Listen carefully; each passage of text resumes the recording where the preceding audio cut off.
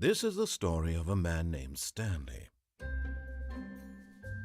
Stanley worked for a company in a big building where he was employee number 427. Employee number 427's job was simple. He sat at his desk in room 427 and he pushed buttons on a keyboard. Orders came to him through a monitor on his desk, telling him what buttons to push, how long to push them, and in what order. This is what employee 427 did every day of every month of every year. And although others might have considered it soul-ripping, Stanley relished every moment that the orders came in, as though he had been made exactly for this job. And Stanley was happy. And then one day, something very peculiar happened. Something that would forever change Stanley. Something he would never quite forget. He had been at his desk for nearly an hour when he realized that not one single order had arrived on the monitor for him to follow. No one had showed up to give him instructions, call a meeting, or even say hi. Never in all his years at the company had this happened, this complete isolation. Something was very clearly wrong. Shocked, frozen solid, Stanley found himself unable to move for the longest time. But as he came to his wits and regained his senses, he got up from his desk and stepped out of his office.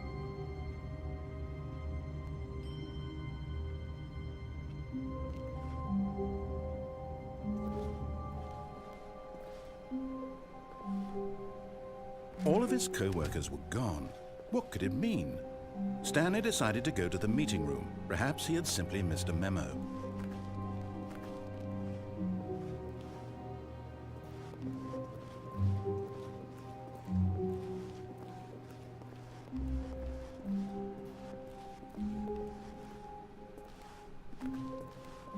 When Stanley came to a set of 2 open doors, he entered the door on his left.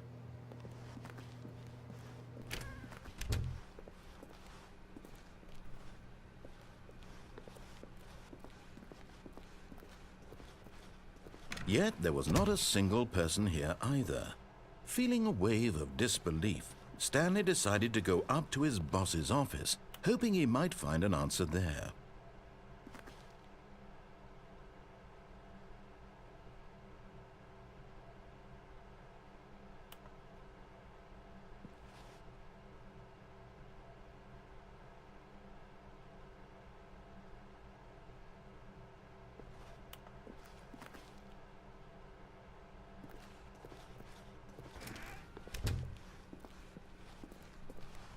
Coming to a staircase, Stanley walked upstairs to his boss's office.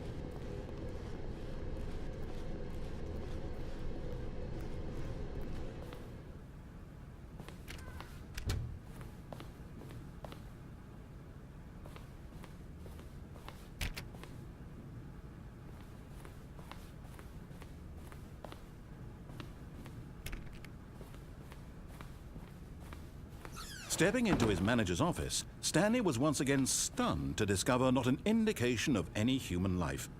Shocked, unraveled, Stanley wondered in disbelief who orchestrated this, what dark secret was being held from him. What he could not have known was that the keypad behind the boss's desk guarded the terrible truth that his boss had been keeping from him. And so the boss had assigned it an extra secret PIN number, 2845. But of course, Stanley couldn't possibly have known this.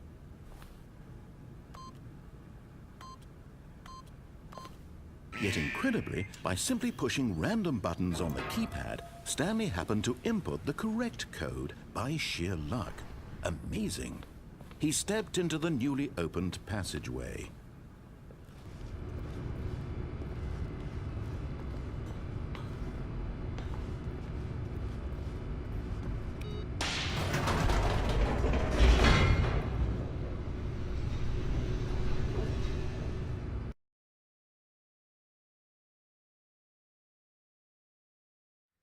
Descending deeper into the building, Stanley realized he felt a bit peculiar. It was a stirring of emotion in his chest, as though he felt more free to think for himself, to question the nature of his job. Why did he feel this now, when for years it had never occurred to him? This question would not go unanswered for long.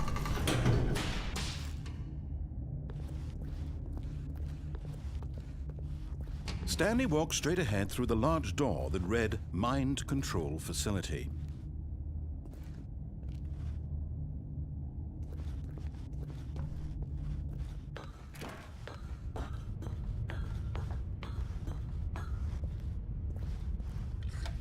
The lights rose on an enormous room packed with television screens. What horrible secret did this place hold? Stanley thought to himself. Did he have the strength to find out?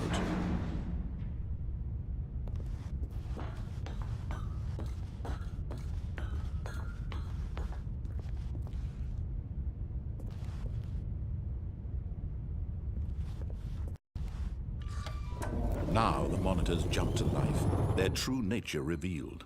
Each bore the number of an employee in the building, Stanley's co-workers. The lives of so many individuals reduced to images on a screen, and Stanley, one of them, eternally monitored in this place where freedom meant nothing.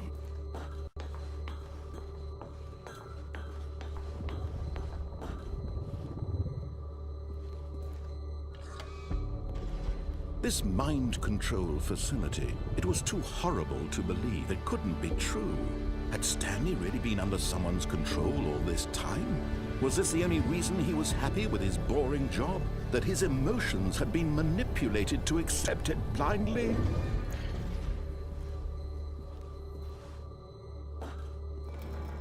No, he refused to believe it. He couldn't accept it. His own life in someone else's control? Never! It was unthinkable, wasn't it? Was it even possible? Had he truly spent his entire life utterly blind to the world? But here was the proof. The heart of the operation. Controls labeled with emotions. Happy, or sad, or content. Walking, eating, working. All of it monitored and commanded from this very place. And as the cold reality of his past began to sink in, Stanley decided that this machinery would never again exert its terrible power over another human life. For he would dismantle the controls once and for all.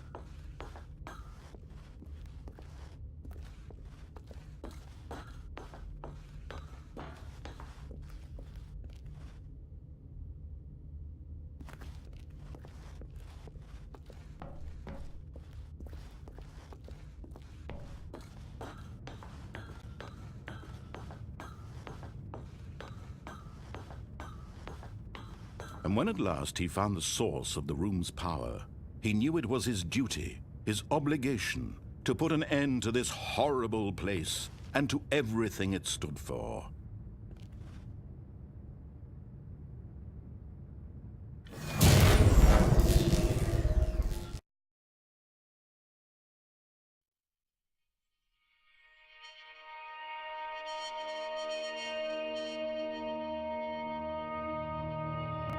Blackness, and a rising chill of uncertainty.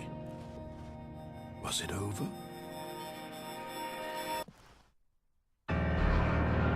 Yes! He had won! He had defeated the machine, unshackled himself from someone else's command. Freedom was mere moments away. And yet, even as the immense door slowly opened, Stanley reflected on how many puzzles still lay unsolved. Where had his co-workers gone? How had he been freed from the machine's grasp? What other mysteries did this strange building hold? But as sunlight streamed into the chamber, he realized none of this mattered to him, for it was not knowledge or even power that he had been seeking, but happiness. Perhaps his goal had not been to understand, but to let go. No longer would anyone tell him where to go, what to do, or how to feel. Whatever life he lives, it will be his. And that was all he needed to know. It was perhaps the only thing worth knowing. Stanley stepped through the open door.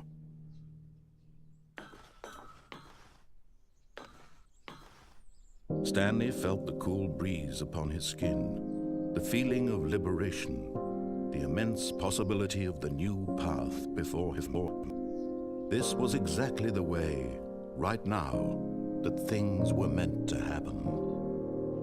And Stanley was happy.